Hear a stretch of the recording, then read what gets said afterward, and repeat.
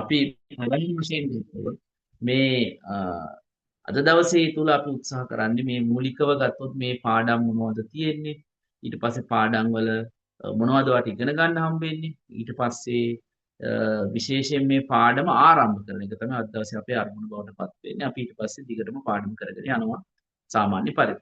ඒතකොට විශේෂයෙන් අපි කිව්වත් තුන්වෙනි පාඩම තියෙන දැන් පස පාඩම ගැන තමයි තුන්වෙනි පාඩමේදී අපිට කතා කරන්න වෙන්නේ. පස පාඩම විශාල පාඩමක්. ඒක ගොඩක් පැතිරුණු අනිත් පාඩම් එක්ක සම්බන්ධතාවයක් තියෙන පාඩමක්. ඉතින් ඒක අපිට කතා කරන්න අවස්ථාව හම්බ වෙනවා. එතකොට මේ පස පාඩම තමයි අපි තුන්වෙනි පාඩම බවට පත් වෙන්නේ. ඒ වගේම 12 වසර පන්තිය ගත්තොත් 12 වසර පන්තිය තුල ඔයාට පාඩම් 11ක් ඉගෙන ගන්න අවස්ථාව ලැබෙනවා. ඒ පාඩම් 11න් ටිකක් විශාලම පාඩම තමයි පස පාඩම කියන්නේ. එතකොට හතරවෙනි පාඩම වෙන්නේ පෝෂක ශාක පෝෂක ගැන ඉගෙන ගන්නවා. ඊට පස්සේ පස්වෙනි පාඩම අපි බිම් සැකසීම ගැන ඉගෙන ගන්නවා. හයවෙනි පාඩම අපි ජල සම්පාදනය කියන එක ගැන ඉගෙන ගන්නවා. හත්වෙනි පාඩම අපි කායික විද්‍යාව කියන එක ඉගෙන ගන්නවා. ඒ කියන්නේ ශාකවල ප්‍රභා සංශ්ලේෂණය උත්ස්වේදනය වගේ කාරණා ගැන ඉගෙන ගන්නවා. ඊට පස්සේ අපි අටවෙනි පාඩම ශාකයකින් අලුත් ශාකයක් හදාගන්නේ කොහොමද? විශේෂයෙන් ශාකයකින් තවත් ශාකයක් ලබා ගන්න පුළුවන් ක්‍රම දෙකක් තියෙනවානේ. එකක් බීජ වලින් හදා ගන්නත් පුළුවන් පුතේ අනිත් එක පුළුවන් වර්ධක කොටස් මගින් ලබා ගන්න. ඔන්න ඔය කියන ඒවා ගැන බද්ධ කිරීම, අතු බැඳීම, පටක රෝපණය ඔන්න ඔය වගේ ගැන අපි කතා කරමු. ඊට පස්සේ අපි නවවෙනි පාඩමේදී කතා කරන්නේ ශාක අභිජනනය කියන එක. ඒ කියන්නේ මිනිස්සුන්ගේ අවශ්‍යතා සඳහා කොහොමද මිනිස්සු ශාක වැඩි දියුණු කරගන්නේ? මේ තියෙන තැනින් ශාක කොහොමද වැඩි දියුණු කරගන්නේ කියන එක තමයි අපි කතා කරන්නේ මේ පාඩමේදී. තුර පාඩම් 9යි 10 වෙනි පාඩම තමයි අපි දැන් සාමාන්‍යයෙන් මේ පාඩම් 9 තුලම කතා කරගෙන ආවේ භෝග අපි වගා කරන්නේ පුතේ සාමාන්‍ය විවෘත පරිසරයක. දැන් කුඹරක් කියන ගන්නකො. කුඹර කියන එකට අර අපි මේ දෙවෙනි පාඩමේ කතා කරන්න උත්සාහ කරන මේ දේශගුණික සාධක පාලනය කරන්න පුළුවන් අපිට 100%ක් පාලනය කරන්න බෑ. ඒ කියන්නේ ඔන්න වැස්සක් වහිනවා. අපිට පුළුවන් දැන් කුඹර වී වගා කරලා තියෙන කුඹරට වැස්ස වහින එක නවත්තන්න. ඒ වගේම උෂ්ණත්වය වැඩිවීම 100%ක් පාලනය කරන්න අපිට බෑ. ඒ වගේම සමහර සාධක ඒ අයුරින්ම භෝගීට ලබා දෙන්න පුළුවන්. බෑ. මෙන්න ඒකට හේතුව අපි භෝග වගා කරන්නේ විවෘත පරිසරයක. විවෘත පරිසරයක් කියන්නේ වැහිලා නැති, ආවරණය නොවිච්ච පරිසරයක. ඉතින් ඒ නිසා පලිබෝධ උදුරට ලක් වෙනවා, රෝග ව්‍යාප්ත වෙනවා. මෙන්න මේ කියන ගැටලු මගහරව ගන්න වර්තමානයේදී පුතේ අර විවෘත ව්‍යුහය කියන්නේ විවෘත පරිසරය කියන එක අමතක කරලා මිනිස්සු දියුණු කරපු සංවෘත පරිසර තුල භෝග වගා කරනවා. ඒ කියන්නේ ආරක්ෂිත ගෘහ ඇතුලේ භෝග වගා කරනවා. උදාහරණයක් හරිතාගාරයක් ඇතුලේ, පොලිතින් උමුගක් ඇතුලේ වගා කරනවා. මෙන්න මේකට තමයි අපි කියන්නේ පුතේ පාලිත තත්ත්ව යටතේ භෝග වගාව. එහෙම නැත්නම් පාලනය කළ තත්ත්ව යටතේ කරන භෝග වගාව. මෙන්න මේක අපි 10 වෙනි පාඩමේදී වාට උගන්වනවා. 11 වෙනි පාඩමේදී අපි වාට උගන්වනවා. ප්‍රධාන වශයෙන් ගත්තොත් එහෙම කොහොමද මේ පස නැතුව භෝග වගා කරන්නේ කියලා. ඒ කියන්නේ අපි මේ දක්වා ඉගෙන ගත්තේ භෝග වගා කරන්න පස තියෙන්න ඕනි කියලානේ. එතකොට පස නැතුව කොහොමද භෝග වගා කරන්නේ කියන එක සම්බන්ධයෙන් අපි එතනදී උගන්වනවා. එතකොට පාඩම් 11යි 12 වසර මුළු විෂය නිර්දේශයම පුතේ එතකොට පාඩම් 11කින් සමන්විත වෙනවා. මම හිතනවා ඔයාලට මම මේවා කියන්නේ ඔයාට මේ සම්බන්ධ මූලික අවබෝධයක් ඕනි. මොකද ඔයා දැනගන්න ඕනි පාඩම් කීයක් තියෙනවද? ඒවා 11 12 වසරේදී කොච්චර තියෙනවද? එහෙනම් ඔන්න 12 වසරේ පාඩම් 11ක් ඉගෙන ගන්න. මොකක් ගැනද? කෘෂි කර්මාන්තයේ සංවර්ධනය ගැන, කොහොමද භෝග වලට බලපාන දේශගුණික සාධක, කොහොමද පස කියන එක අපි භෝග වගාවේදී ඒ පස පිළිබඳ අධ්‍යයනය කරන්නේ. ඊට පස්සේ අපි කතා කරනවා ශාක වලට පෝෂක යොදන්නේ කොහොමද? ඊට පස්සේ ජල සම්පාදනය කරන්නේ කොහොමද? බිම් සකස් කරන්නේ කොහොමද? ශාකවල කායික ක්‍රියාවන් මොනවද? ඊට පස්සේ ප්‍රභා සංශ්ලේෂණය උත්සේදනය වගේ ක්‍රියාවන් තමයි කායික ක්‍රියාවන් කියන්නේ. ඊට පස්සේ ශාකයක් අලුත් ශාකයක් හදාගන්නේ කොහොමද? ඊට පස්සේ පුතේ අපි කතා කරනවා මේ කොහොමද අලුත් ශාකයක් අභිජනනය කරගන්නේ? ඊට පස්සේ පාලිත තත්ත්වයට දෙවෝ වගා කරන්නේ කොහොමද?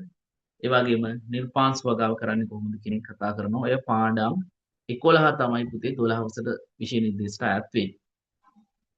ඊට අමතරව පුතේ අපි කතා කරනවා 13 වසරට ගියාට පස්සේ දැන් ඒක හිතන්න එපා. නමුත් ඔයා මතක තියාගන්න 13 වසරේ පාඩම් 8ක් තව තියෙනවා. ඒකට ඔය ඔක්කොම තමයි පාඩම් 19ක් බවට පරිවර්තනය වෙන්නේ. ඒතර මේ පාඩම් 19 තුල 13 වසර පන්තියේ තියෙන පාඩම් 8න් විශාල පාඩමක් තියෙනවා. ඒ තමයි සත්ත්ව පාලනය කියන්නේ. ඒක මුළු විෂය නිර්දේශයේම ගත්තොත් ලොකුම පාඩම තමයි සත්ත්ව පාලනය පාඩම කියන්නේ. විභාගයට ලකුණු 20ක් විතර ප්‍රමාණයක්. ඒ කියන්නේ බහුවර්ණ 7ක් 8ක් ව්‍යුහගත රචනා ප්‍රශ්නයක්, රචනා ප්‍රශ්න දෙකක් වගේ විභාගයට ලැබෙනවා.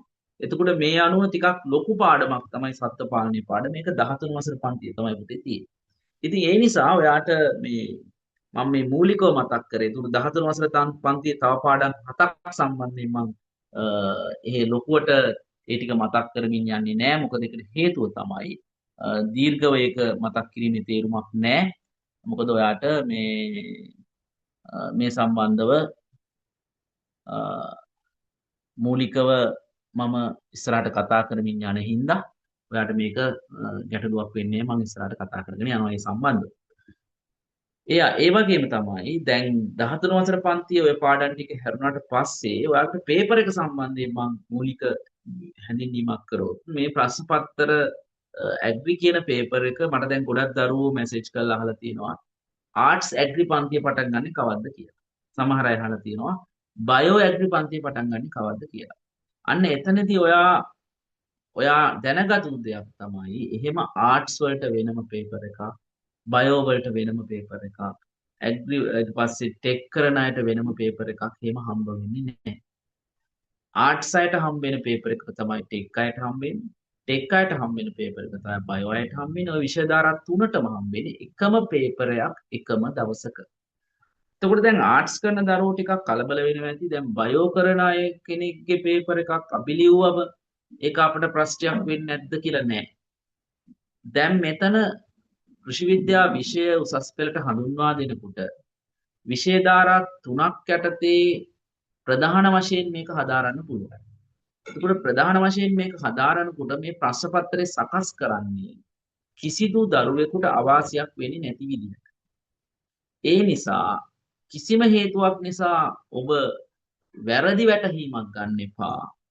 ඇග්‍රි කරන එක ආර්ට්ස් දරුවෙකුට අමාරුයි කියලා. මොකද නිකන් මේක සයන්ස් පැත්තට යනවා වගේ සබ්ජෙක්ට් එකක් කියලා නෑ. සයන්ස් පැත්තට යනවා කියන එක නෙවෙයි. මේක නිකන් අර මුලින්ම ආරම්භ කරපු විෂයක් නිසා මේක රසායන විද්‍යාව, භෞතික විද්‍යාව, ජීව විද්‍යාව වගේ විෂය කාණ්ඩ යටතේ තිබුණාට මේක කෘෂි විද්‍යාව පිළිබඳ කෘෂි කර්මාන්තයේ පිළිබඳ විද්‍යානුකූල හැදෑරීමක් තමයි මෙතන දැන් අපි කරන්නේ. ඒක දේශපාලන විද්‍යාවේ කරන්නේ ඒක තමයි. දේශපාලන විද්‍යාවේ කරන්නේ දේශපාලනය පිළිබඳ විද්‍යානුකූලව හදාගන්න. ආහාර විද්‍යාව ආහාර පිළිබඳ විද්‍යානුකූලව හැදෑරීම තමයි මේ හෝම් සයන්ස් වල කරන්නේ. නැත්නම් අපි කියනවා ඒකට මේ මොකක්ද ගෘහ විද්‍යාවෙන් කරන්නේ. ඉතින් ඒ හින්දා ඔබ තේරුම් ගත යුතු දෙයක් තමයි මේ ඔබට මේ පේපර් එක එහෙම අමාරු වෙන්නේ නැහැ. මොකද අපි ගිය අවුරුද්දේ 2024 දැන් 25 අපිට තාම රිසර්ච් එවලූෂන් එකක් ගන්න බෑනේ. ප්‍රතිඵල විශ්ලේෂණයක් අපිට පොදුවේ අරන් තිබ්බට මුළු හැම විෂය කාණ්ඩයකට වෙන වෙනම හම්බෙන්නේ නැහැ. හැබැයි 24 අවුරුද්දේ හම්බ වෙනවා. 24 අවුරුද්දේ 16000ක් විභාග ලියනවා. ඒකෙන් ඇග්‍රි ලියනවා 16000ක්. ඕකෙන් පුතේ මේ 3000ක් විතර ෆේල් වෙනවා. දැන් අද කියනවානේ ලංකාවෙම 33000ක් ෆේල් කියලා විෂයන් තුනම. එතකොට දැන් ඇග්‍රි 16000ක් කියලා 3000ක් ෆේල් වෙනවා. එතකොට අපි බැලුවා ඔය 3000 ඇතුලේ මොන විෂය ධාරාවල ළමයිද ඉන්නව ඇත්තේ. සමහරවිට කාටද හිතන්න පුළුවන් ඔය ආර්ට්ස් ළමයි ඕකේ ඇත්තේ කියලා. නෑ පුතේ එහෙම නෑ. බයෝ ළමයිනුත් බහුතරයක් ඉන්නවා. ටෙක් ළමයිනුත් ඉන්නවා. ආර්ට්ස් ළමයිනුත් ඉන්නවා. ඒ වගේම අපි බැලුවා ඒ සාමාර්ථ ගානේ වැඩි ඒ සාමාර්ථේ නම් බයෝ අය තමයි වැඩිපුර අරන් නෑ. ආර්ට්ස් අයත් ඒ ප්‍රතිශතයට සමානව අරන් තියෙනවා. ඒක අපිට මුළු ලංකාවෙම බලන්න ඕනේ නෑ. දැන් ඔය මම පන්ති කරන ආයතන දෙක සහ ඔන්ලයින් ගත්තොත් ඒ ආයතන දෙකේ සහ ඔන්ලයින් වල දරුවන්ගෙන් ආර්ට්ස් කරන අයටත් ඒ සාමාර්ථ තියෙනවා. ඒ තුනක් ගත දරුවෝ ඉන්නවා. මේ වගේම ටෙක් කරන අයටත් තියෙනවා. සමහර වෙලාවට ටෙක් වල ෆේල් වෙච්ච ළමයි ඉන්නවා ඇග්‍රි. කියන්නේ අපේ පන්ති වල නෑ. නමුත් වෙන පන්ති වල එහෙම ෆේල් වෙච්ච දරුවෝ අපිට ඇවිල්ලා කියනවා මෙහෙම මට මේක ගොඩ දාගන්න බැරි වුණා කියලා. අපි බොහොම සතුටින් කියනවා අපේ පන්ති ආපු කිසි දරුවෙක් මේ වෙනකම් විශ්වාසමත් වෙලා නැහැ. ඒක ගැන ලොකු ආඩම්බරයක් අපිට මේ අවුරුද්දේ තියෙනවා. ඉතින් ඒ නිසා ඔයාලා බය වෙන්න ඕනෙත් නැහැ. ඔයාලා සියලු දෙනා බය නැතුව අපිත් එක්ක වැඩ කරන්න, අපිත් එක්ක දුර ඉඳන් සම්බන්ධ වෙලා හිටියත් ඔයාට අපි ප්‍රශ්න පත්‍ර ලියන්න වෙන වැඩසටහනක් හදනවා. ඒ වගේම අපි ළමයි පිරිස වැඩි වුණොත් යම් නගරයක ප්‍රශ්න පත්‍ර ලිවීම සඳහා ආයතනයක් යොදා ගන්න බලාපොරොත්තු වෙනවා. ඒ වගේ වැඩසටහනක් අපි ඉස්සරහට යනවා. මේක ආරම්භයක් විතරයි. අපි දිගින් දිගටම මේ ඔයාලත් එක්ක වැඩ කරන්න බලාපොරොත්තු වෙනවා. රයිට්. අපි එහෙනම් දැන් ටියුට් එක හම්බෙලා තියෙන හින්දා අපි පාඩම ආරම්භ කරමු. මොකද බෝඩ් එකේ ලියන්න දෙයක් අද මුලින්ම නැති හින්දා මම පාඩමත් එක්ක මුලින්ම ආරම්භ කරන්න ලෑස්ති වෙනවා. ඒ වගේම මේ පාඩමේ මූලිකම පරමාර්ථය රයිට්. ඒක මට කියන්න අමතක වුණා. දැන් පේපර් එක ගැන මම කියන් ගියානේ. ඒතර මම හිතනවා ඔයාලට ඒකත් මම කියලා ඉන්නේ හොඳයි. ප්‍රශ්න පත්‍ර මම කිව්වා දැන් ආර්ට්ස් වලට, බයෝ වලට, ටෙක් වලට කියලා වෙනම පේපර්ස් නැහැ. එකම දවසක එක පේපර් එකක් හැමෝටම තියෙනවා. එතකොට දැන් මේ පේපර් එකේ පුතේ මේ පාර්ට්ස් 1 2 3 කියලා තුනක් තියෙනවා. කියන්නේ පළවෙනි කොටස, දෙවෙනි කොටස සහ තුන්වෙනි කොටස කියලා තුනක් තියෙනවා. එතකොට මේ තුනේ පළවෙනි පේපර් එක තමයි MCQ කියලා කියන්නේ. ඒ කියන්නේ බහුවර්ණ ප්‍රශ්න පත්‍රය. මේක දරුවෝ මේ ප්‍රශ්න 50ක් තියෙනවා. ඒතර මේ ප්‍රශ්න 50න් ඔයාට මේ උත්තර පහක් තියෙනවා. දැන් ඕලෙවල් පන්තිය වල තිබ්බේ උත්තර 4යි.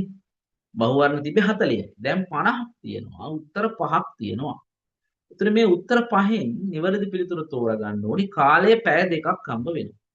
සාමාන්‍යයෙන් මේ ප්‍රශ්න පත්‍රයේ තියෙන්නේ අනිත් ප්‍රශ්න පත්‍ර කියන්නේ සාමාන්‍යයෙන් ඕලෙවල් වගේ නෙවෙයි මේක පළවෙනි දවසක එක දවසක තිබිලා දවස් දෙකකට විතර පස්සේ තමයි ඔය දෙවන සහ තුන්වන පේපර් එක තියෙන්නේ. කියන්නේ බහුවර්ණයේ එක දිනයක තමා ඒකේ ඉවර වුණාට පස්සේ සමහරට දිනයකින් හෝ දින දෙකකින් දැන්ට තියෙන දින දෙකකින් ඔයාට හම්බ වෙනවා දෙවන සහ තුන්වන ප්‍රශ්න පත්‍රය.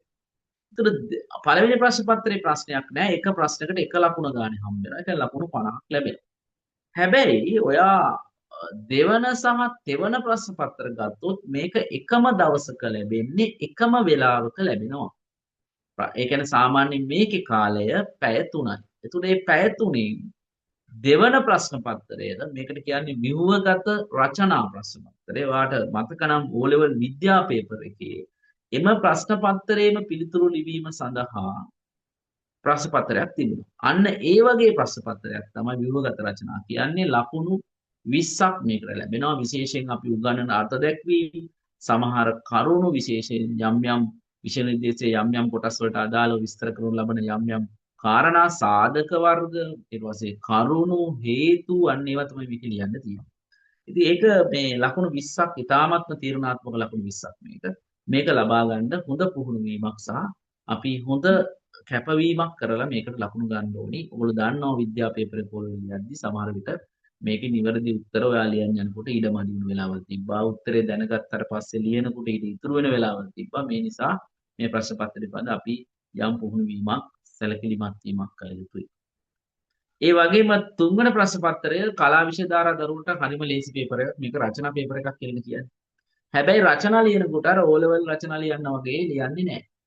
O level රචනා ලියනකොට ඔයාලා දන්නවනේ නිකන් කොළ වචන ගානට ලකුණු දෙන්නේ. එහෙම එකක් මේකේ නෑ. මේකේ ලියන්න තියෙන්නේ කරුණු වශයෙන් තමයි පුතේ ලියන්න තියෙන්නේ. කරුණු වශයෙන් ලියන්න තියෙන්නේ. එතකොට අද දවසේ ලයිව් වෙන්නේ නැති දරුවෝ මේ සම්බන්ධව අවධානය යොමු කරන්න. මේක කරුණු වශයෙන් ලියන්න තියෙන්නේ. ඒ කියන්නේ පොයින්ට් එකට ලියනවා කියලා අපි කියන්නේ කරුණු පහක් ලියන්න තියෙනවා. උදාහරණයක් විදිහට ගත්තොත් වර්ෂාපතනය කොහොමද භෝග වගාවට බලපාන්නේ කියලා ප්‍රශ්නයක් ආවොත්. කියන්නේ රචනා ප්‍රශ්නයක් එනවා. වර්ෂාපතනය කොහොමද භෝග වගාවට බලපාන්නේ කියලා. අන්න එහෙම වෙලාවට ඔයා වර්ෂාපතනය යනු කුමක්ද කියලා ලියලා බලපෑම් පහක් ලියන්න ඕනේ. එතකොට ඒවා ලියන්නේ වැඩි විස්තර ලියන්නේ. අපි උදාහරණයක් විදිහට ගත්තොත් බිම් සැකසීම සඳහා වැදගත්. එතකොට ලියන්න ඕනේ භෝගයක් සිටුවීමට පෙර බිම් සැකසීම සිදු කරන අතර ඒ සඳහා ප්‍රමාණවත් ජල ප්‍රමාණය ජල ප්‍රතිශතයක් නැත්නම් ප්‍රමාණවත් අයුරින් ජලයේ සිදිය යුතුය. ඒ සඳහා බොහෝ විට වර්ෂාවකින් පසුබිම් සැකසීම සිදු කරයි. ඔන්න ඔය වගේ සරල කාරණයක් ලියන්න ඕනි දීර්ඝ විස්තර නැතුව කරුණු පහක් ලියන්න. එතන ලකුණු 30ක් හම්බ වෙනවා. මොකද රචනා ප්‍රශ්න 4ක් අපි ලියන්න ඕනි. එකක කොටස් 3ක් තියෙනවා. මම හිතන්නේ කෘෂි විද්‍යාව O level paper එකේ ඕම දෙයක් තියෙනවා මම දන්න විදිහට මම හරිනම්. අන්න ඒ වගේ එකක් තමයි මේ මම හිතන්නේ එතන තියෙන්නේ. right ඒ නිසා එතන ලකුණු 30යි අර ස්ට්‍රක්චර් එකට 20යි අතන 50යි ඊට පස්සේ අර MCQ එකට 50යි ලකුණු 100ක් හම්බ වෙනවා. ඕක තමයි සාමාන්‍ය වෙන දේ. අපි ඉස්සරහට යනකොට ප්‍රශ්න කරගෙන යන්.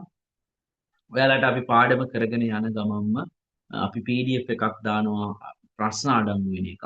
ඒ වගේම ඔයාලා මතක තියාගන්න දැන් විභාගයට පරණ විභාග ගැටලු නැවත නැවත එන්නේ නැහැ 2019න් පස්සේ 2019 අලුත් තුණු විෂය නිර්දේශය තමයි ඔයාලා පුතේ හදාගන්නේ. ඒ නිසා ඔයාලට එන්නේ අලුත්ම ප්‍රශ්න. ඒ නිසා අපි හැම පාඩමකටම අලුත් ප්‍රශ්න හදලා තියෙනවා. ඒවා ඔයාලට PDF එකක් විදිහට එවනවා. ඒවා ඔයාලට පුළුවන් ඊට පස්සේ ඒක අභ්‍යාස අපේ ගෙදර ඉඳන් මේ කරුණුත් එක කරගෙන යන්න. හොඳයි. එහෙනම් අපි තවත් ඒ සම්බන්ධව කතා නොකර අපි අපේ පාඩමට යන්න උත්සාහ කරමු. එහෙනම් නිබන්ධනය ළඟට ගන්න විශේෂ කරුණු තිබුණොත් ඒවා highlight කර ගැනීම සඳහා highlight pen එකක් තියාගන්න. අපි කියන විශේෂයෙන් මෙන්න මේ කරුණ විශේෂ කරන්න highlight කරන්න කිව්වොත් ඒක highlight කරගන්න. අද දවසේ මම බෑක්බෝඩ් එක නොලියා මම මේක කරගෙන යනවා. මොකද අද අපිට එහෙම ලියන්න ලොකු දෙයක් නැහැ. ඒ වගේම අද ගොඩක් වෙහෙස දවසක්. මොකද දරුවෝ ගොඩාක් අය උදේ ඉඳන් කතා කරනවා ඊයේ රාත්‍රියේ ඉඳන්. ඒ නිසා ඒවත් එක දරුවෝ මුණ ගැහෙන්න එනවා. ඒ සියලු දේවල් මත තමයි මේ අද මම මේ වගේ සාකච්ඡාමය ස්වරූපයෙන් මේ කතන්දරය කරගෙන යන්න උත්සාහ කළේ. අපි එහෙනම් යමු පාඩමට. ඒ වගේම අපේ දුව පන්තියට සම්බන්ධ වෙලා තියෙනවා ලයිව්. ඉතින් ඔයාලට ඕනනම් පුළුවන් අපිට හැකියාව තියෙනවා ඔයාලට අපිට කතා කරන්නත් ඕන නම් මේ මොකද ඉස්සර අනිත් දරුවෝ බොහෝ අය මට දැනුම් දුන්නා අද සමහර අය රෙකෝඩින් එක බලන්නම් කියලා. මේ එහෙමනොත් ඔයාලට අපිත් එක්ක කතා කරන්නත් පුළුවන් ප්‍රශ්නයක් තියෙන වෙලාවට. මයික් එක ඔන් කරගන්න ඕනි වුණොත් මට කියන්න. right. හොඳයි. එහෙනම් අපි පාඩමට යන්. මෙන්න අපේ පාඩම භෝග වගාවට බලපාන ප්‍රධාන දේශගුණ සාධක. හොඳයි. අපි මෙහෙම හිතමු. දැන් අපිට ඕනි මේ අපිට පොඩි තොරතුරක් ගන්න ඕනේ. දැන් අපි හිතමුකෝ මෙහෙම කියලා එකක්. දැන් අද උදේ මම ඔයාගෙන් අහනවා ඔයාලගෙන් අහනවා මම අද උදේ අද හවස වහීවිද කියලා. එතකොට ඕගොල්ලෝ මොකද්ද කියන්නේ? එක එක්කෙනා විවිධ උත්තර දෙයි. සමහර අය කියයි වහී කියයි. සමහර අය කියයි වහී නැති වෙයි කියයි. එතකොට මේ වහිනවද නැද්ද කියන එක ඕගොල්ලෝ තීරණය කරේ මොකක් මත පිහිටලාද?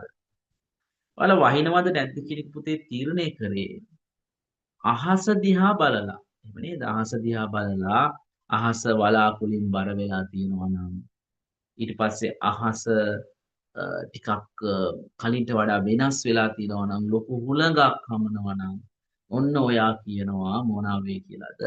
වහීවි කියලා. මෙන්න මේ කිව්වේ මේ දවසේ පුතේ කෙටි කාලීන වෙනස් වීම දිහා බලලා තමයි ඔයා ඔය ප්‍රකාශය කරේ. මොනවද කරේ? කෙටි කාලීන වෙනස් වීම දිහා බලලා. මොකද්ද මේ කෙටි කාලීන කියලා කියන්නේ? කෙටි කාලීන කියන්නේ පුතේ පැය 24ක් වගේ පොඩි කාලයක් ඇතුලේ වාල්ගෝලයේ සිදුවන වෙනස් වීම දිහා නිරීක්ෂණය කරලා ඔයා කරනු ලබන ප්‍රකාශනයට තමයි පුතේ කියන්නේ කාල ගුණය කියලා. එහෙනම් ඔයා අද මේ හවස වහීවිද කියලා කිව්වේ දවසේ කාල ගුණය ගැන තමයි ඔයා ඔය කතාව කිව්වේ. හැබැයි ඔයාට කියන්න බෑ නේද ලබන මාසේ මේ වෙලාවට වහීද කියලා. ලබන අවුරුද්දේ මේ වෙලාවට වහීද කියලා කියන්න පුළුවන්. කියන්න බෑ. හේතුව තමයි ඔයාට දීර්ඝකාලීන වෙනස් වීම පිළිබඳ ලෙහෙසියෙන් අවබෝධ කරගන්න බෑ. එහෙම අවබෝධ කරනවා නම් ඔයා මොනවද කරන්න ඕනි? දවස ගානේ සිදුවන වෙනස් වීම තොරතුරු ගත කරලා එකතු කරලා තමයි ඔයා ඒ වෙනස් වීම ඒ කතාව කරන්න ඕනේ. හරි. එහෙනම් අපි සූදානම් ප්‍රධාන වශයෙන් භෝග වගාවට බලපාන දේශගුණික සාධක දෙකක් තියෙනවා. එකක් තමයි පුතේ කාලගුණය, අනිත් එක තමයි පුතේ දේශගුණය කියන්නේ කියලා. රයිට්. අපි ලියමු මුලින්ම මොකද්ද මේ කාලගුණය කියලා කියන්නේ. ලියන්න මේක ලියලා අපි හයිලයිට් කරගමු. කාලගුණය කියන්නේ පැය 24ක් වැනි පැය 24ක් වැනි පැය 24ක් වැනි කෙටි කාලයක් තුල පැය 24ක් වැනි කෙටි කාලයක් තුල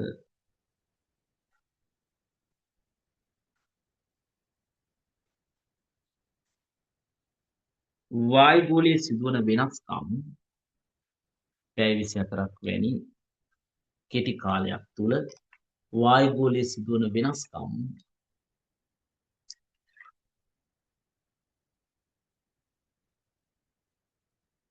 පැය 24ක් වැනි කෙටි කාලයක් තුල වායුගෝලයේ සිදුවන වෙනස්කම්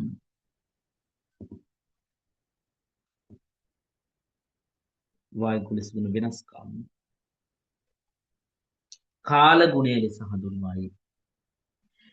පැය 24ක් වැනි කෙටි කාලයක් තුල වායුගෝලයේ සිදුවන වෙනස්කම් කාල ගුණය ලෙස හඳුන්වයි. කාල ගුණය ලෙස හඳුන්වයි.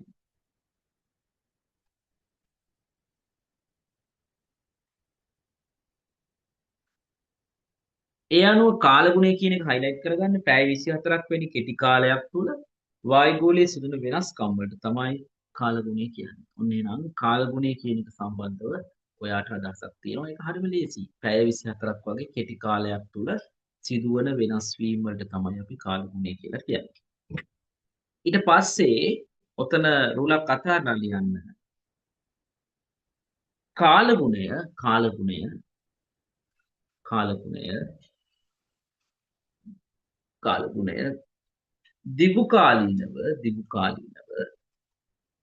කාලගුණය දිගුකාලීනව හැදෑරීමෙන් හඳුනාගත් තත්ත්වය කාලගුණය කාලගුණය දිගුකාලීනව හැදෑරීමෙන් කාලගුණය දිගුකාලීනව හැදෑරීමෙන් හඳුනාගත් තත්ත්වය කාලගුණය දිගුකාලීනව හැදෑරීමෙන් හඳුනාගත් තත්ත්වය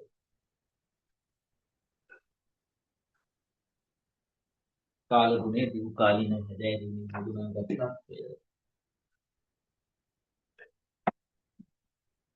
දේශගුණය ලෙස හැඳින්වේ.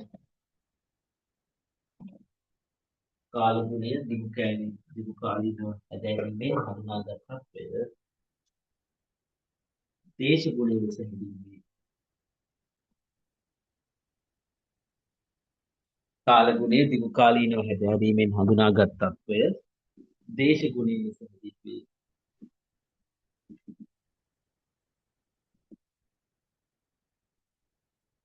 දැන් කියන්නේ ඔයාලට පැහැදිලි වෙනවා මොකද්ද මේ කාලගුණය සහ දේශගුණය කියන්නේ කියලා.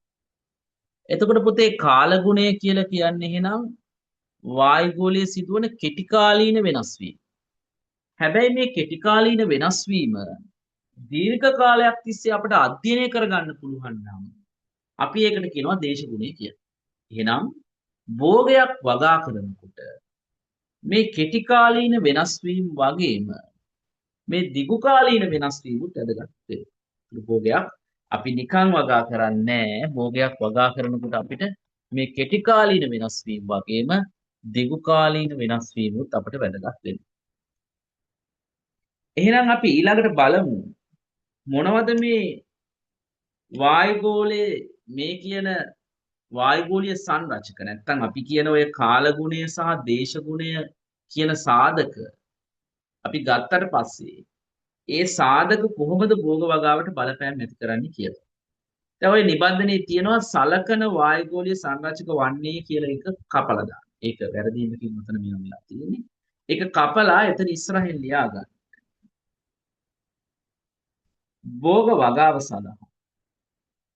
භෝග වගාව සඳහා රූප වගාව සඳහා භෝග වගාව සඳහා ප්‍රධාන ප්‍රධාන භෝග වගාව සඳහා ප්‍රධාන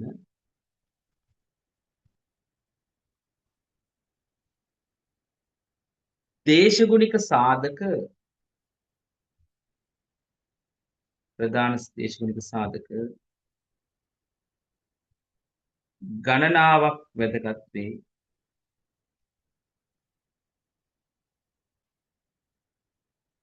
ප්‍රධාන දේශගුණික සාධක ගණනාවක් වැදගත් වේ.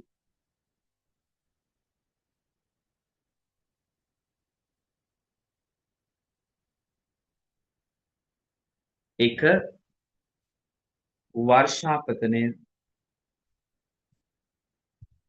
එක වර්ෂාපතනය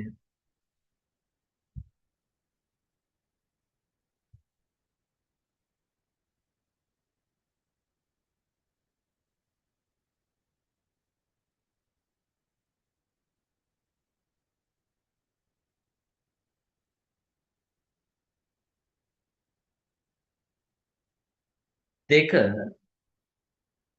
දෙක උෂ්ණත්වය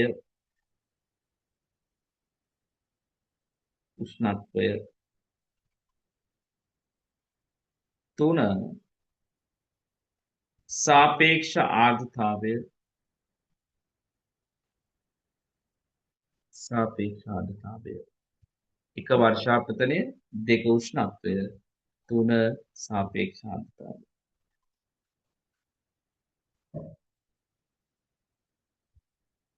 හතර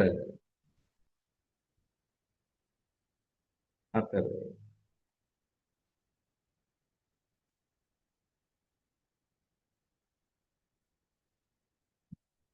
සුළඟ හතර සුළඟ හතර සුළඟ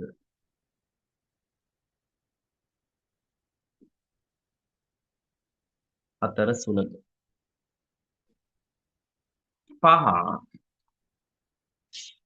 පහ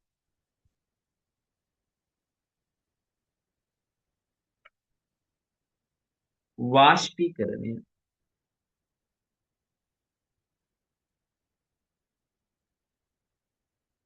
වාෂ්පීකරණය හය ආලෝකය ආලෝකය ආලෝකය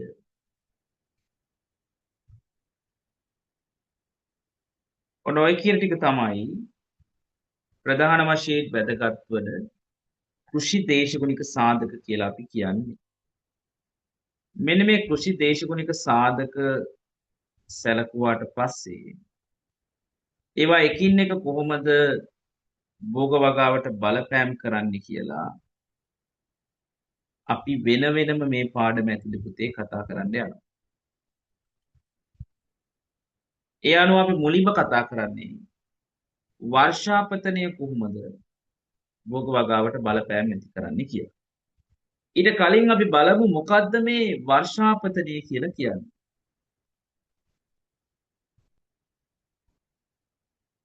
වර්ෂාපතනය කියලා කියන්නේ.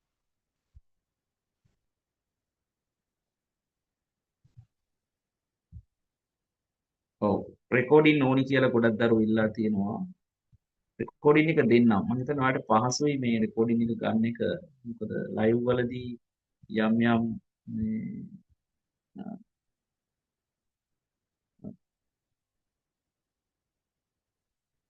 අපිට යම් යම් ආකාරයක මේ සිග්නල් ගැටලු එහෙම එනවනේ. ඒ නිසා හොඳම දේ තමයි ඔයාලා පුළුවන් තරම් දැන් කාලය තියෙන නිසා අපිට පුළුවන් මේ මේකට සම්බන්ධ වෙන්න. right?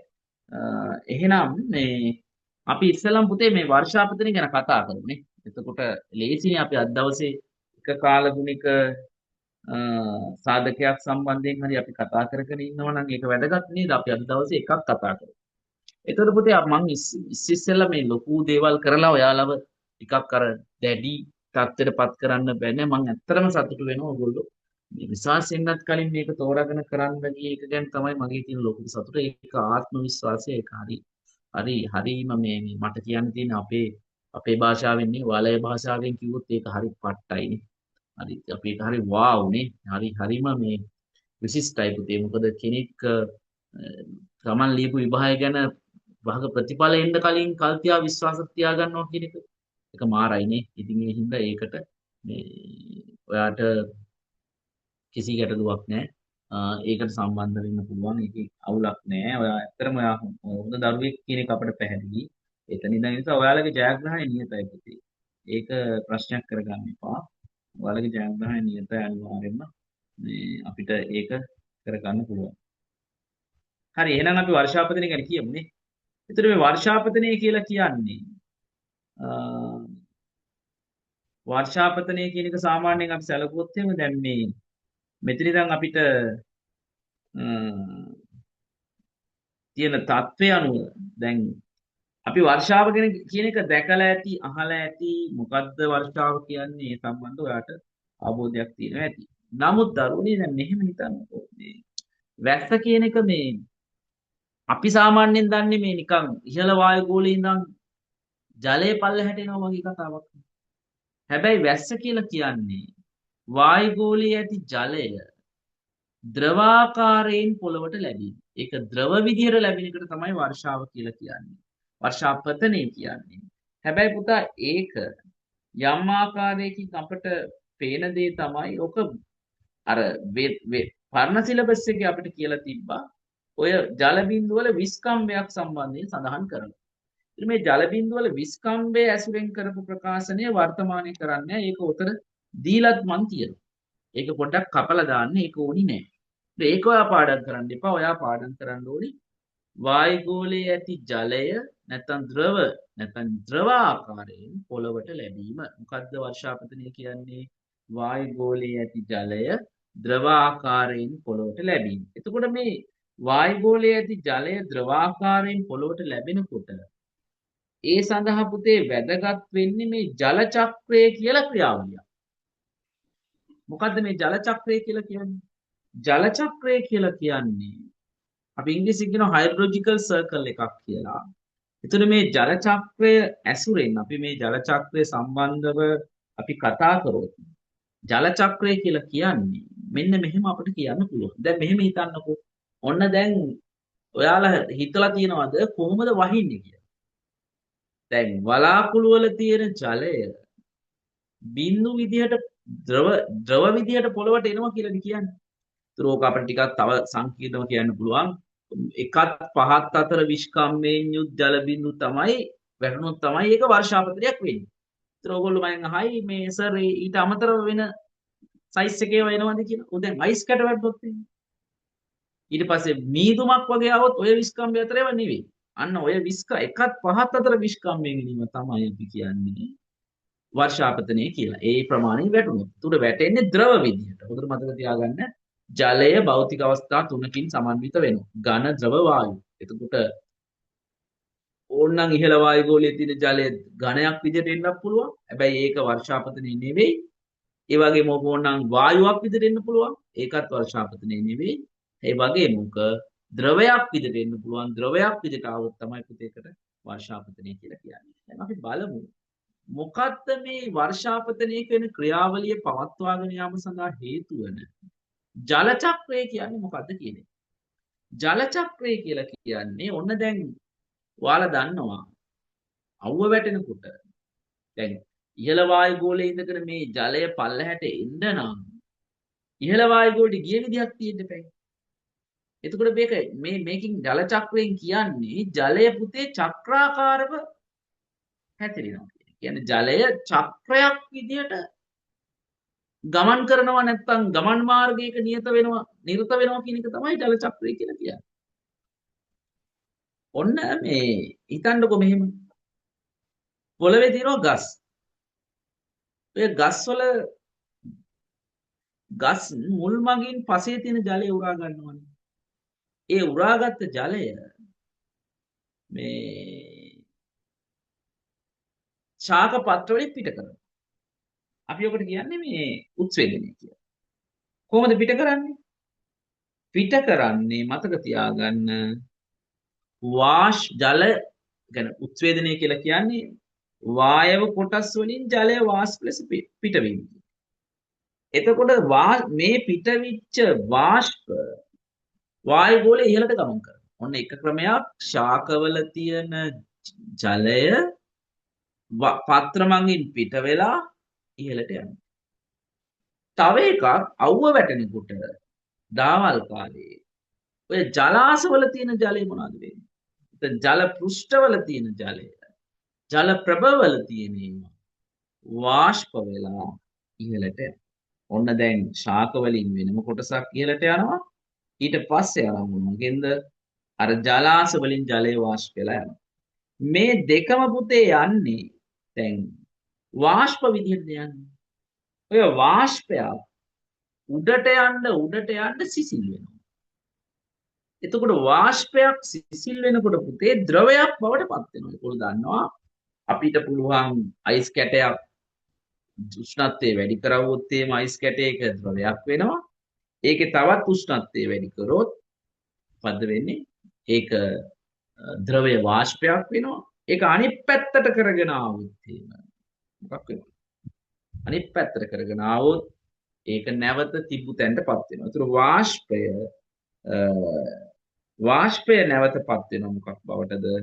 ඊළඟටපත් වෙනවා ද්‍රවය බවටපත් වෙනවා. එහෙනම් දැන් අර වාෂ්ප විදියට ඉහළට ගිය ජල වාෂ්ප ටික උඩට යන්න වායු ගෝලයේ මුහුදු මට්ටම වැඩි වෙනවත් එක මුහුදු මට්ටමේ නම් තියෙන උස වැඩි වෙනවත් එක්කම ඉහළ වායු ගෝලයේ සිසිල් වීමට ලක් වෙලා ද්‍රවයක් බවට පත් වෙනවා. ඔකට කියන්නේ ඝනීභවනය කියලා. දැන් ඔය කියන ඒවා ගිහිල්ලා වලාකුළු රැඳෙනවා. රැඳිලා වලාකුළු ඇතුළේ තියෙන ගට්ටනත් එක්ක පුතේ නැවත පල්ලෙහාට එනවා. ඒකෙන් කොටසක් ආපහු ජලාශ වලට ගලන් යනවා. ඉතිරි කොටස පොළව ඇතුළට ගිහිල්ලා කොටසක් පොළව අභ්‍යන්තරයට යනවා. අනිත් කොටස ආය ශාකමයෙන් උරා ගන්නවා. බලන්න මේක නිකන් සංසාර චක්‍රය වගේ වෙන්නේ නැද්ද කියලා. මෙන්න මේකට තමයි ජල චක්‍රය කියලා කියන්නේ. අපි ලියාගමු මොකද්ද දරුවෝ ජල චක්‍රය කියන්නේ කියලා. ලියමු.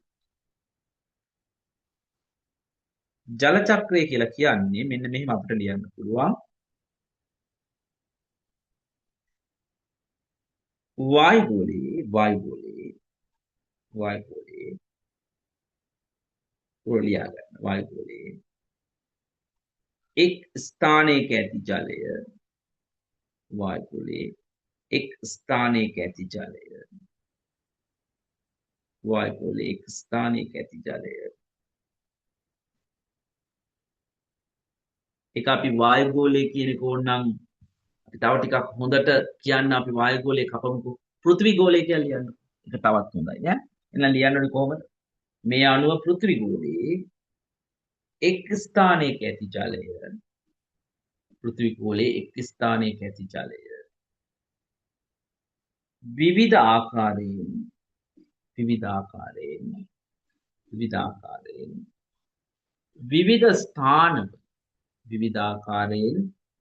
ස්ථානවල විවිධ කාල සීමා ගත කොට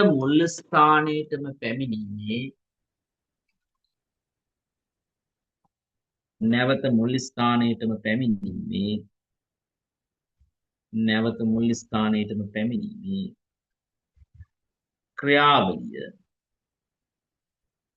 මුල් ස්ථානයටම පැමිණීමේ ක්‍රියාවලිය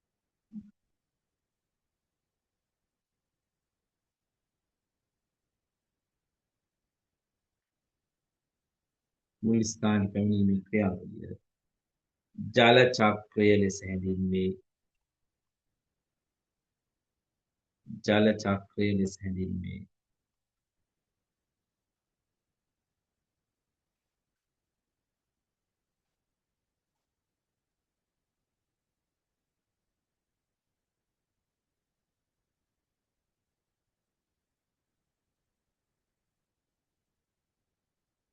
ජල චක්‍ර ලෙස හැඳින්වේ.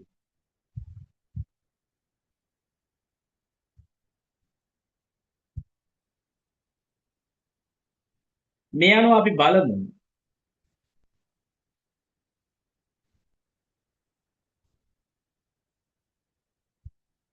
බලමු.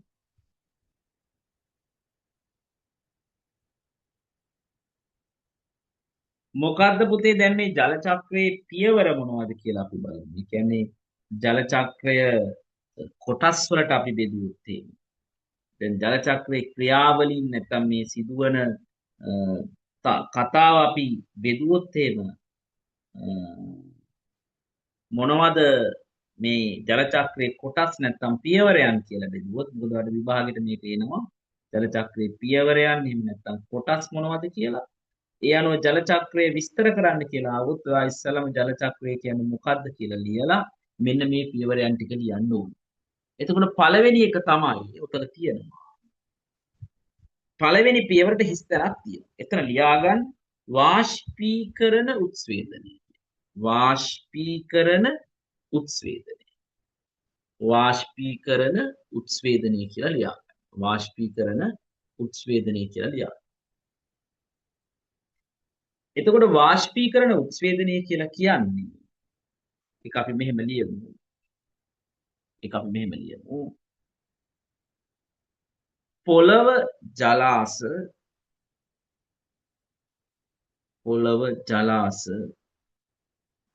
වැනි පොළව ජලාශ වැනි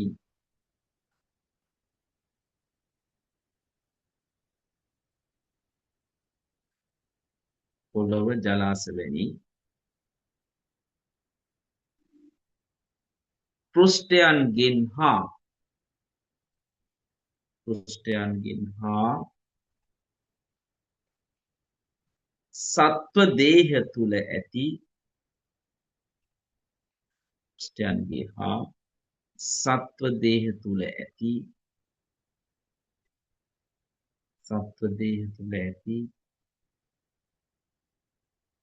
ජලය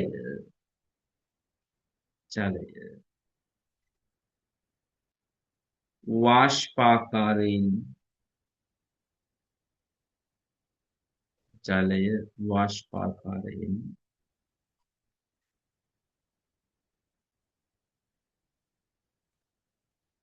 පිටවීමත්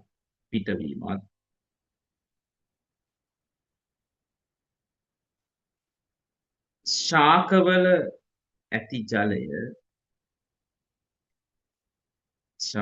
ඇති ජලය උත්ස්වේදනය වැනි ක්‍රියාවකින්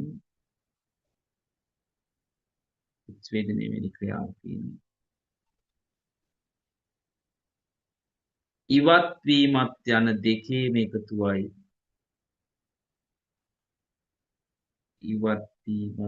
යන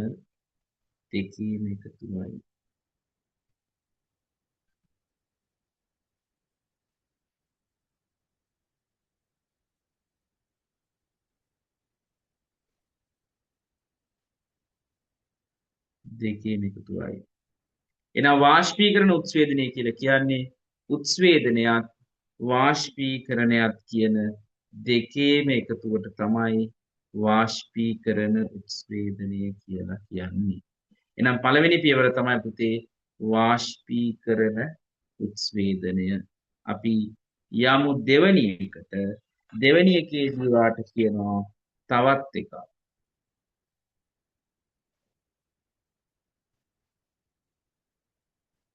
දෙවෙනි එකේදී වාට කියනවා වායුගෝලීය ජල වාෂ්ප සංසරණය කියලා එකක්. ලියාගන්න විතර වායුගෝලීය ජල වාෂ්ප සංසරණය. එතන ලියන්න වායුගෝලීය ජල වාෂ්ප සංසරණය කියලා. එතකොට මේ වායුගෝලීය ජල වාෂ්ප සංසරණය කියලා කියන්නේ දැන් අර වාෂ්පීකරණ උත්ස්වේදනයේ මොකද්ද මේ වාෂ්පීකරණ උත්ස්වේදනය කියන්නේ? වාෂ්පීකරණ උත්ස්වේදනය කියන දැන් මතක් වෙන්නේ. මොකද්ද වාෂ්පීකරණ උත්ස්වේදනය කියන්නේ? වාෂ්පීකරණ උත්ස්වේදනය කියන්නේ පුතේ උත්ස්වේදනයයි වාෂ්පීකරණයයි කියන දෙකේම එකතුව. ඔන්න ඔය දෙක හරහා පිට වෙච්ච ඔය දෙක හරහා ඉවත් වෙලා ගියපු ජල වාෂ්ප ටික වායු ගෝලය තුල සැරිසරනවා. මේක සාමාන්‍යයෙන් දින 10ක් ඒ වගේම 14ක් අතර කාලයක් තුල තමයි සිද්ධ වෙන්නේ. මෙන්න මේකට තමයි අපි කියන්නේ මොකක් කියලාද?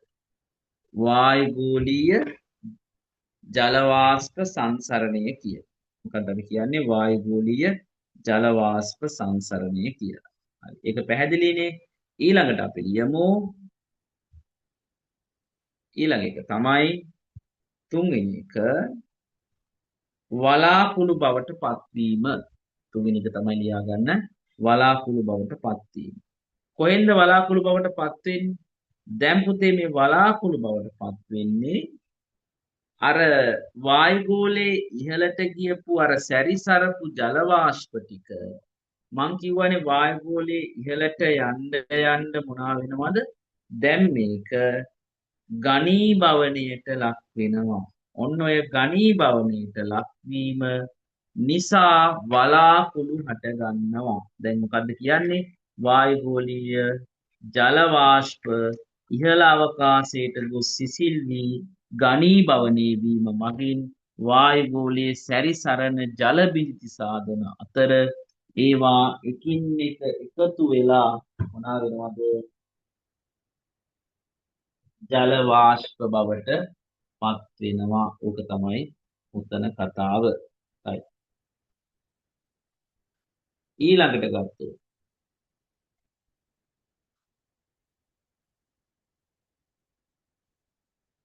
ඊළඟට අපි ගත්තොත් එහෙම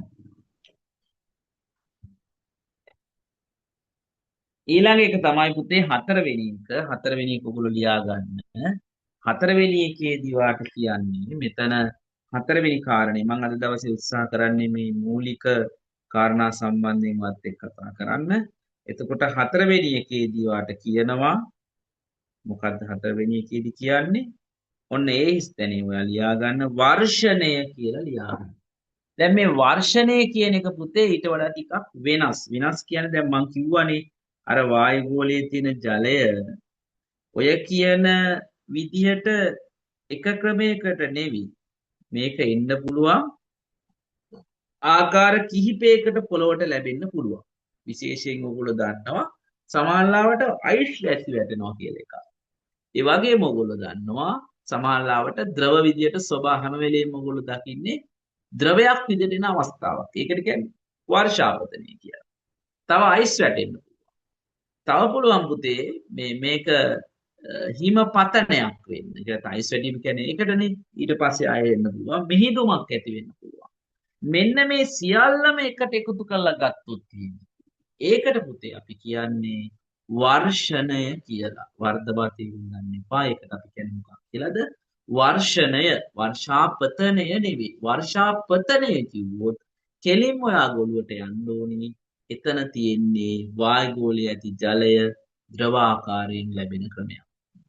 ඊළඟට අපි ගත්තොත් එහෙනම් මේ අපි මේ වර්ෂණයට අර්ථ දැක්වීමක් කරොත් වායුගෝලයේ සිට නැත්නම් වලාකුළු වල සිට පොළවට ජලය ලැබෙන සියලුම ආකාරයන්ට අපි කියනවා වර්ෂණය කියලා. මොනවද ඒ සියලුම ආකාර? උදාහරණ තමයි වර්ෂාපතනයේ විදිහට ලැබෙන්න පුළුවන්. හිමපතනයක් ඇති වෙන්න පුළුවන්. ඒ වගේම අයිස් පතනය වෙන්න පුළුවන්. ඒ වගේම තමයි තුහින කියන తত্ত্বය ඇති වෙන්න පුළුවන්. ඊළඟට අපි ගත්තොත් පස්වෙනි එක තමයි පුතේ අතුරු කඩනය. අතුරු කඩනය කියන්නේ වර්ෂණය යටතේ ලැබෙන ජලය එක එල්ලේම පුතේ පොළවට වැටෙන්නේ නැහැ. මොකද්ද වර්ෂණය යටතේ ලැබෙන ජලය කියන්නේ? වර්ෂණය යටතේ ලැබෙන ජලය කියන්නේ පුතේ එතන එහෙනම් අයිස් වැසි තියෙන්න පුළුවන්, තුහින තියෙන්න පුළුවන්, හිමපතන තියෙන්න පුළුවන්, වර්ෂාපතනය තියෙන්න පුළුවන්. ඒ කියන්නේ පොදුවේ ගත්තොත් ඝන ද්‍රව වායු කියන ඕනෑම ආකාරයකින් මේක පහළට වැටෙන්න පුළුවන්. ඒ වැටෙනකොට කෙලින්ම පොළවට වැටෙන්නේ නැතුව ඒ ජලය සමහර අවස්ථාවල ගස්වල ගොඩනැගිලිවල බාධකවල වැදිලා වැටෙන්න පුළුවන්.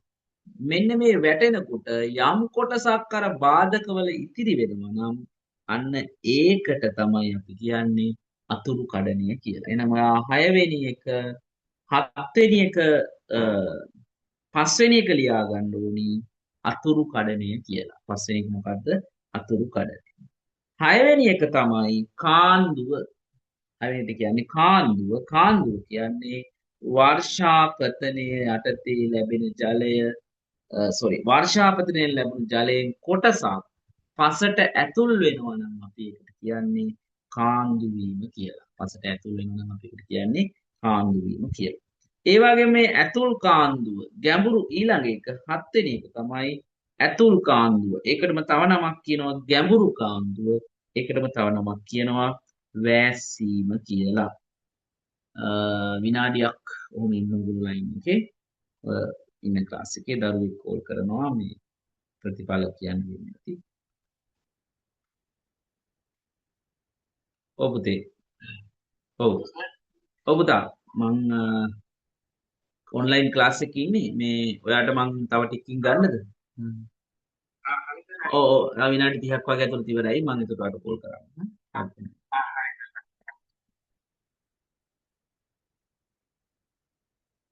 හරි.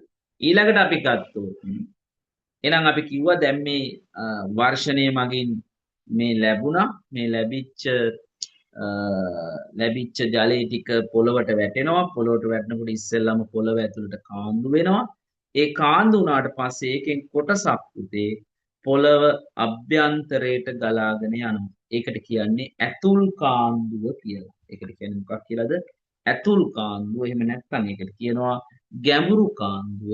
එහෙම නැත්නම් තව වචනයක් කියනවා මොකද්ද? වෑස්සීම. සමහර අය ඔකට ආසවනය කියලත් කියනවා. මොකද්ද කියන්නේ? වෑස්සීම. එහෙම නැත්නම් කියනවා ආසවනය කියලා. එහෙනම් මොකද්ද මේ කියන්නේ? කාන්දුව මගින් පසට ඇතුල් වූ ජලයෙන් කොටසක් පසේ පහළටම ගමන් කරලා භූගත ජලයට එකතු වෙනවා. ඔන්න ඔකට තමයි කියන්නේ මොකක් කියලාද? ඇතුල් කාන්දුව, ගැඹුරු කාන්දුව, එහෙම නැත්නම් වෑස්සීම කියලා. ඊළඟ 8 වෙනි එක ගත්තොත් 8 වෙනි එකේදී කියන්නේ භූගත ජල චලන ගැන. දැන් මං කිව්වනේ මේ කොටසක් මේ පොළව ඇතුළට ගියේ ඒවා ශාකවලට උරා ගන්න ප්‍රමාණයට අමතරව පොළව අභ්‍යන්තරයටම යනවා. ඒව තමයි පුතේ පස්සේ භූගත ජලයට එකතු වෙන්නේ. මෙන්න මේ එකතු වෙන කොටස පොළව ඇතුලේ එහා මෙහා ගමන් කරනවා. ඔකට තමයි කියන්නේ භූගත ජල චලන.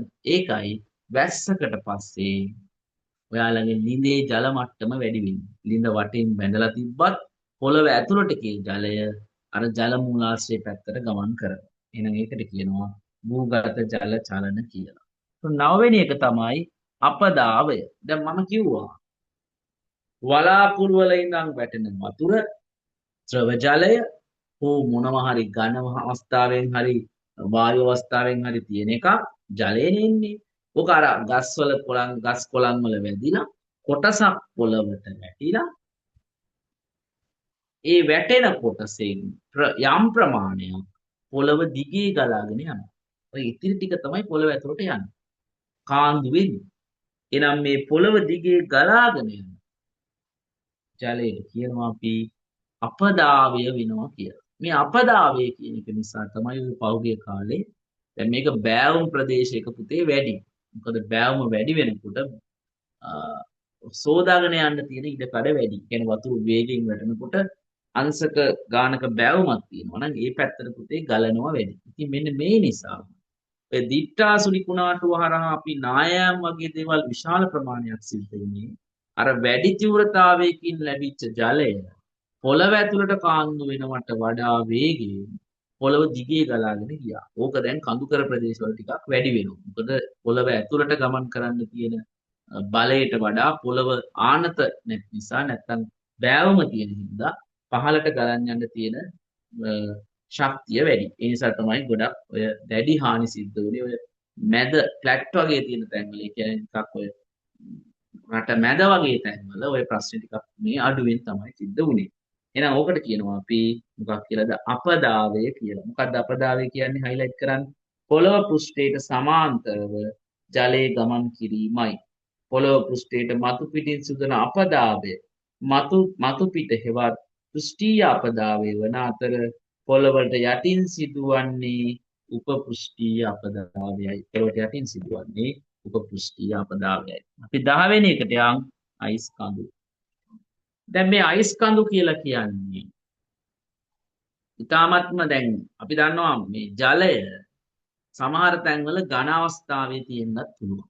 එතකොට මේ අයිස් කඳු කියන එක අපට හම්බ වෙනවා. එහෙම නැත්නම් වරහන් තුල ලියන්න 10 වෙනි එක වරහන් තුල අයිස් කඳු කියලා ලියන්න. එහෙම නැත්නම් ග්ලැසියර් කියලා ලියන්න. ග්ලැසියර් අල් ගයන්න, ලෑ යන්න, සියන්න, යන්න, අල් රයන්න ග්ලැසියර් කියලා ලියන්න. ඔකට ග්ලැසියර් කියලා කියනවා. පෘථිවි ගෝලයේ ද්‍රවාශ්‍රන්න ජලය තමයි මේකට අයිති වෙන්නේ. හැබැයි මේක අයිස් කඳු විදියට තියෙන නිසා ජල චක්‍රයට කරන බලපෑම අවමයි. right. මෙන්න මේ ප්‍රශ්නේ ලියාගෙන උත්තරය මට WhatsApp එකට එවන්න මේ වීඩියෝ එක බලලා. මෙන්න ප්‍රශ්නේ. ජල චක්‍රය කෙරෙහි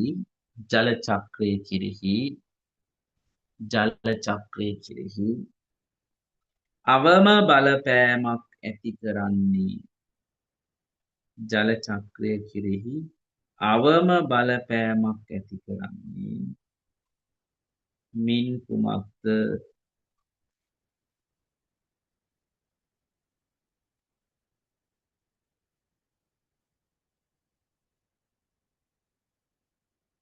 ජල චක්‍රය කෙරෙහි අවම බලපෑමක් කරන්නේ මින් කුමක්ද? එක ශාක තුල ඇති ජලය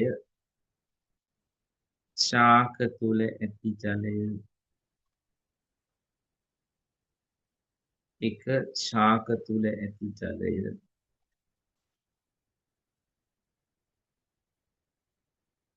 දෙක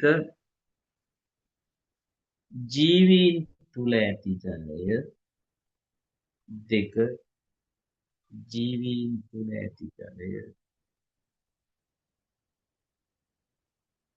තුන මිරිදිය ජලය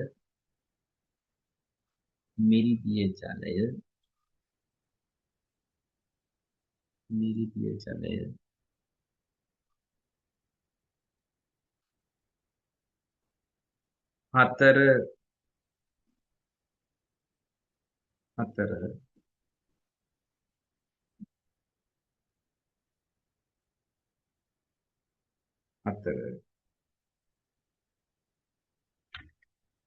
අයිස් කඳු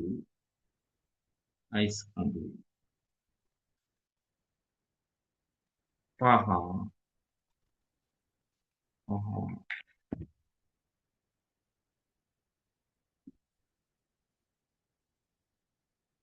ගංගා තුල ඇති ජලය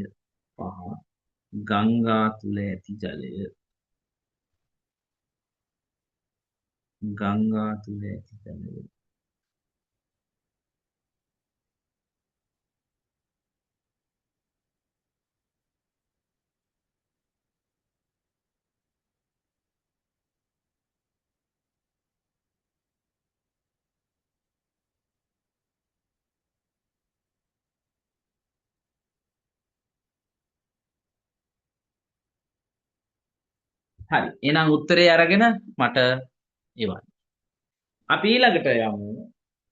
අවසාන වශයෙන් මම අද දවසේ කතා කරනවා මම පැය එකහමාරක් විතර කාලයක් වත් එක්ක කතා කරන්න තමයි අද දවසේ මම උත්සාහ කරන්නේ. මුලින් අපි සාමාන්‍යයෙන් අපි හෝල් ක්ලාස් එක මේක දවස් එකහමාරක් දෙකක් කතා කරන එකක්. අපි පැය එකහමාරකින් කතා කරනවා කියන්නේ හෝල් ක්ලාස් එක සම්පූර්ණ පැය දෙකහමාරක් විතර කතා කරන පාඩම.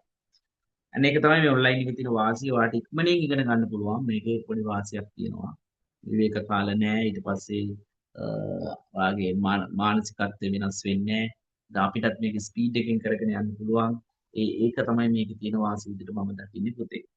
අපි යමු ඊළඟට ජල චක්‍රයේ දැන් මේ විවිධ ක්‍රියාවන් දැන් ජල චක්‍රයේ මෙච්චර ෂෝක් එකට වෙනවා නම් ඇයි මේ වැස්ස නැහැ? ඇයි හිටපු ගමන් වේගෙන් වහින්නේ? ඇයි බලාපොරොත්තු වෙන්නේ නැති විදිහේ වැස්සක් වෙන්නේ? දැන් අපි දන්නවා දිත්තා සුලිකුණාටු කියන්නේ ඉතිහාසයේ එදා මෙදා නොවුණු ආකාරයේ වර්ෂාපතනයක් ලංකාවට ලැබුණා. ඉතින් ජල චක්‍රය මෙච්චර ලස්සනයි නම් ෂෝක් නම් මරු නම් නේ වාව් නම් මොකද්ද මේ වෙලා තියෙන්නේ? මේ වෙලා තියෙන්නේ මේ ජල චක්‍රය මිනිස්සු අක්‍රමවත් කරලා තියෙනවා. අපි දැන් අවසාන වශයෙන් කතා කරන්න යන්නේ ජල චක්‍රයේ මේ කියන විවිධ සංඝටක හා ක්‍රියාදාමයන් පිළිබඳ ක්‍රියාදාමයන් මත ඇති වුණු මිනිස් බලපෑම් මොනවද කියලා. කියන්නේ මේ ජල චක්‍රය කියන සර්කල් එක අක්‍රමවත් කරන්න මිනිස්සු මොනවාද කරපු දේවල්. එකක් තමයි මිනිස්සු ස්වභාවිකව වර්ෂාව ඇතිවීම සිදුවීමට පරිබාහිරව යම් යම් අවස්ථාවේදී මිනිස්සු මොනවද කරේ මේකට මේ කෘතිම වර්ෂා ඇති කරන්න ගියා. මෙන්න මේ කෘතිම වර්ෂා ඇති කිරීම විශේෂයෙන් මේ කෘතිම වර්ෂාවන් නිසා ජල චක්‍රය අක්‍රමවත් වෙන්න ගත්තා. කෘතිම වර්ෂාවක් කියලා කියන්නේ වලාකුළු අතර ගැට්ටන ඇති කරලා වර්ෂාව කෘතිමව ලබා ගන්නවා ස්වභාවික ක්‍රියාවලියට පරිබාහිරව. ඒක ස්වභාවික චක්‍රය වියවුල් භාවයට පත් කිරීම සඳහා කෘති හේතු වෙනවා. ඒ වගේ මිනිස්සු මේ අර අපි කියවනේ ජල චක්‍රය එක සංඝටකයක් වාෂ්පීකරණය කියලා. මේ වාෂ්පීකරණය වළක්වන්න මිනිස්සු විවිධාකාරයේ වසුන් යෙදීම නැත්තම් පොළව ආවරණය කරන්න ගත්තා. පොලිතින් දාලා, පිදුරු දාලා, පොළ අතු ඔය ගස්වල අතුරු කිලි මේවා දාලා තැන් තැන් වහලා තිනවා. අන්න එතකොටත් වාෂ්පීකරණයේ සිදුවීම නතර වුණා. ඒ වගේ වනාන්තර විනාශය, උත්ස්වේදන ක්‍රියාවලියට ඍජු ලෙසම බලපෑම් ඇති කරවුවා මේ වනාන්තර විනාශය කියන ක්‍රියාවලියත් එක්ක. ඒ වගේ මේ වනාන්තර විනාශය නිසා ශාක ආවරණය මත බලපෑම් ඇති කරලා උත්ස්වේදනය වෙනස් වෙන්න පටන් ගත්තා. ඒ වගේම පස බුරුල් කිරීම, පසට කාබනික ද්‍රව්‍ය යෙදීම වගේ කාරණා නිසා පස බුරුල් කරාම පසට කාබනික ද්‍රව්‍ය යෙදුවම කාන්දු වෙන ජල ප්‍රමාණය වැඩි වුණා. එතකොට පොළව දිගේ ගලාගෙන යන ප්‍රමාණය සාපේක්ෂව අඩු වෙලා ජලාශවල ජල මට්ටම අඩු වෙන්න පටන් ගත්තා. ඒ වගේම තද ස්තර ඇති කරනවා එහෙම නැත්නම් විනාශ කරනවා. ඒක ඇතුල් කාන්දුවට බලපෑම් ඇති කරනවා. ඒ කියන්නේ බර යන්ත්‍ර සූත්‍රයේම පොළවේ ගමන් කරාම පොළව ඇතුළට ජලය යන එක නවතිනවා. එනවා ලීම් කපලා අර භූගත විදියට තැම්පත් වෙලා තියෙනවා. ඇයි අපිට භූගත ජලය මොකටද පුතේ? භූගත ජලය අපිට වැදගත් වෙන්නේ කවදා හරි මතු පිට ජලය නැති දවසක. අපිට මතු පිට ජලය හදිස්සිය නැති වුණොත් හරි අපිට මතු පිට ජලය හදිස්සිය නැති වුණොත් පුතේ අපට මේ දැන් මම අර ඉස්සෙල්ලා කියපු කතාව නැවත මට කියන්න පුළුවන් මෙන්න මෙහෙම. අපි නිකන් මෙහෙම ගත්තොත් දැන් අපි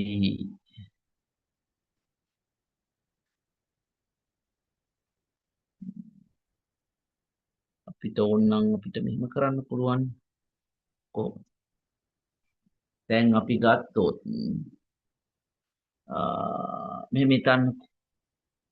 ඔන්න මේ මම අර කියපු කතාව. දැන් අපි පොළවට මෙහෙම ජලය වැටුනම හරිද පුතේ? ඔම් පොළොවට ජලය වැටෙනවා. වැටුනම පුතේ ඕකෙන් කොටසක් තමයි පොළව ඇතුළට යන්නේ. ඉතිරි කොටස ඕම් පොළව දිගේ ගලා යනවා. එහෙම පොළව දිගේ ගලන් යනකොට ඔක මෙන්න මෙහෙම නෙවෙන්නේ. ඔන්න පොළොව දිගේ යනවා. හරි. ඊට පස්සේ දැන් අපි හිතමුකෝ මම නිකන් එහෙම ගන්න. ඔන්න ඕකෙන් මෙයා මෙන්න මෙහෙම යනවා. ඊට පස්සේ අනික් කෙනා මෙහෙම එනවා. ඕක අපි මෙන්න මේ තැන්වල තද ස්තර හදවුවොත් එහෙම මේ පල්ලහැට එන එක පුතේ නතර වෙනවා. දැන් මෙතන නිකන් තදයි නම් පහළට එන එක නතර වෙනවනේ. ඔන්න ඔය කතාව තමයි උතන ඔය කියන්නේ. ඊළඟට ගත්තොත් වන විනාශ කරන දැන් අපි පොළව ඇතුළට ගියා කියන මෙහෙම ජලය දැන් පොළව ඇතුළට යනවා. ඔය ජලය පොළව ඇතුලේ කවදා හරි තියෙන්නේ පුතේ මොකටද? කවදා හරි තියෙන්නේ ඔය පොළව ඇතුලේ තියෙන ජලය කවදා හරි අපිට එළියට ගන්න පුළුවන්. ඒ එළියට ගන්න හැකියාවක් ලැබෙන විදිහට තමයි ඕක උතන තියෙන්නේ. රයිට්. ඒ නිසා මේක හරි අපිට වැදගත් එකක්. ඒක අමතක කරන්න හොඳ නෑ. අපි මේ පොළවේ තියෙන ජලය ටික උඩට ගත්තොත් මේ කිසිම දෙයක් අපිට කරන්න බැරි වෙනවා. ඒ වගේම ජල සම්පාදනය මගින් පසර ජලය ලබා දීම. ඒ වගේම පසේ ජල වහනය වෙනස් කිරීම, කාන්දුවා ඇතුළු කාන්දුව මත ඇති කිරීම. මෙන්න මේ වගේ දේවල් මත අපිට මේ ප්‍රශ්නේ ඇති වෙන්න පුළුවන්. ඒක අපි තේරුම් අරගෙන වැඩ කරන්න ඕනි. ඒක ඉතාමත් වැදගත් වෙනවා. හොඳයි. අපි ඊළඟට බලමු. දැන් ඔය කාරණයෙන් පස්සේ අපිට එන්න තියෙන්නේ අවසාන කොටසට. අද දවසේ මම ඔයත් එක්ක කතා කරන අවසාන කොටස. ඒ තමයි මිනිසුන් සිදු කරන මේ මානව ක්‍රියාකාරකම් වායුගෝලීය දහනය කිරීම, ජල වහනය වෙනස් කිරීම, ඊට පස්සේ මෙන්න මේ මානව ක්‍රියාකාරකම් ජල චක්‍රයට හිතකර වගේම පුතේ අහිතකර විදිහටත් බලපාලා තියෙනවා. හරි. මෙන්න මේ ප්‍රශ්නය අපි ලියාගමු. ඔයා ලියාගෙන මට මේවට උත්තර එවන්න. අපි මේක PDF එකක් විදිහට දෙනවා. ඒ PDF එක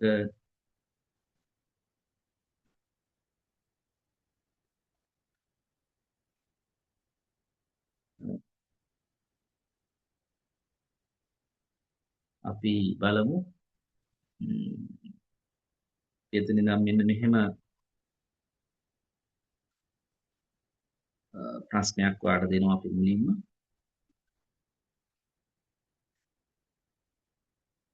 දැන් එකක් ඔයාලට දුන්නා. තව ප්‍රශ්නයක් අපි දෙන්නම්. ඒ අභ්‍යාස ටික කරලා මට එවන්න. ඒක තමයි ඔයාලට අද දවසේ තියෙන වැඩි. හරි. මෙන්න මේකයි ප්‍රශ්නේ.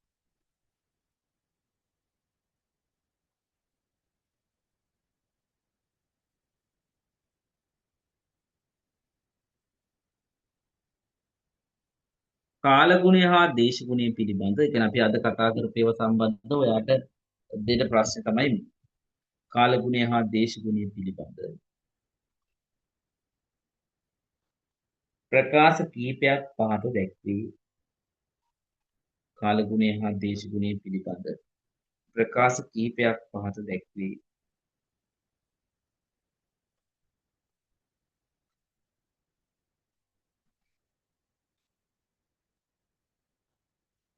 ඒ ප්‍රකාශය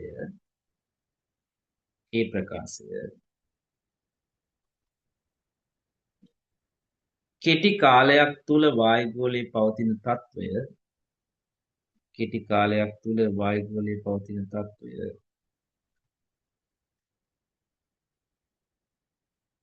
කෙටි කාලයක් තුළ වායුගෝලයේ පවතින තත්ත්වය කාල ගුණයයි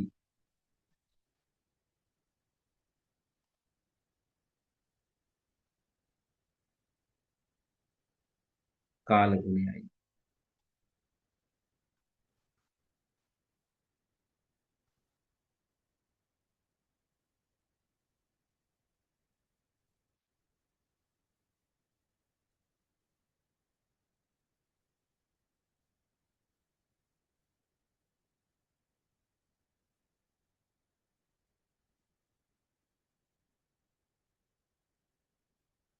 දෙවෙනි එක B ප්‍රකාශය වර්ෂාපතනය සාපේක්ෂ ආර්ද්‍රතාව වර්ෂාපතනය සාපේක්ෂ ආර්ද්‍රතාව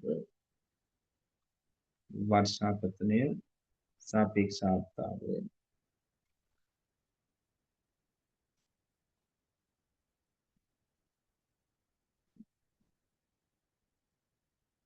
වර්ෂාපතනය සාපේක්ෂ ආර්ද්‍රතාව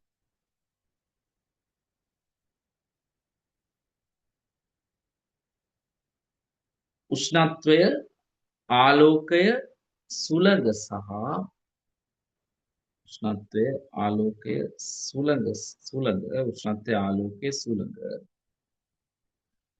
සහ වාෂ්පීකරණය ප්‍රධාන දේශගුණික සාධක වේ.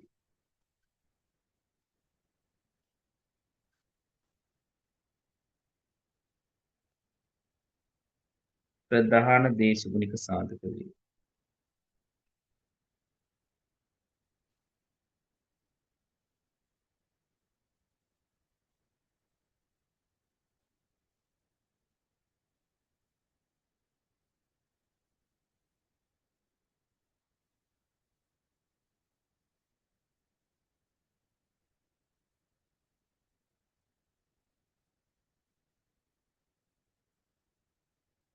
C කාලගුණික දත්ත දිගු කාලීනව හැදෑරීමෙන් කාලගුණික දත්ත දිගු කාලීනව හැදෑරීමෙන්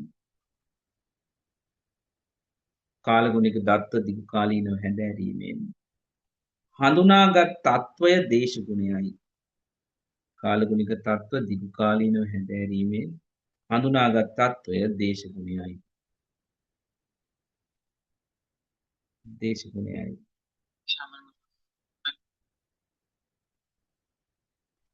ඊළඟ D එකම රටක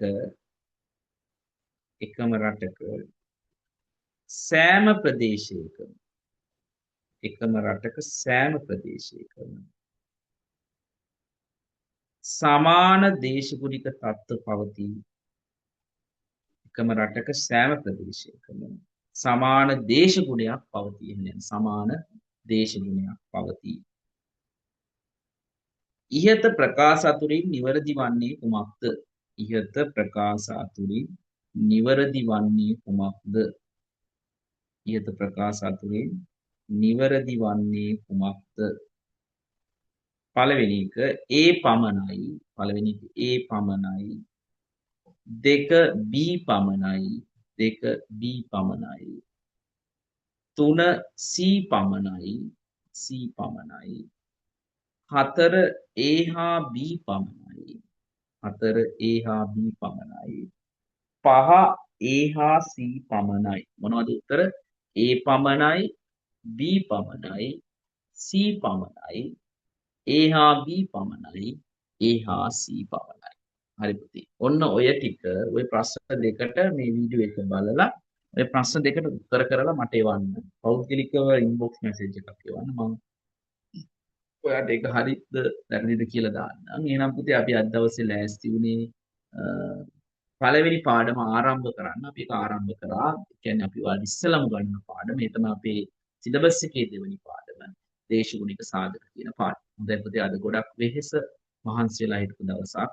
මොකද අද ඊයේ රාත්‍රියේ ඉඳන් 2025 විභාග ප්‍රතිඵල ලැබීමත් එක්ක දරුවන්ට කතා කරන සමහර දරුවෝ ජයග්‍රහණය කළා තියෙනවා. ඒගොල්ලොත් එක්ක ඒක සතුට බෙදා ගන්න ගමන් සමහර දරුවෝ බලාපොරොත්තු වෙන මට්ටමේ ප්‍රතිඵල හම්බුනේ නැහැ. ඉතින් ඒ දරුවෝගේ දුක වේදනාව වෙනුවෙන් ඒ දරුවොත් එක්ක ඒ දුක වේදනාව බෙදා ගන්නවා. ගුරු කියන්නේ අපි එහෙමයි. ඉතින් ඒ දරුවන්ගේ අනාගතය කොහොමද හදාගන්නේ? සමහර අය මානසිකව වැටිලා ඉන්නවා.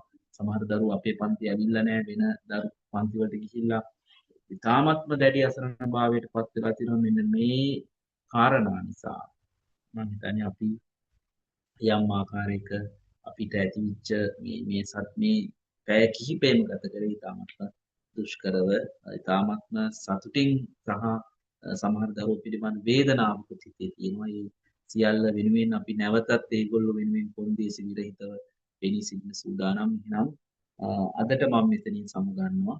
අපි නැවත ලබන සතියේ මේ වෙලාවට හම්බ වෙමු. අපි ඉදිරියට කතා කරමු.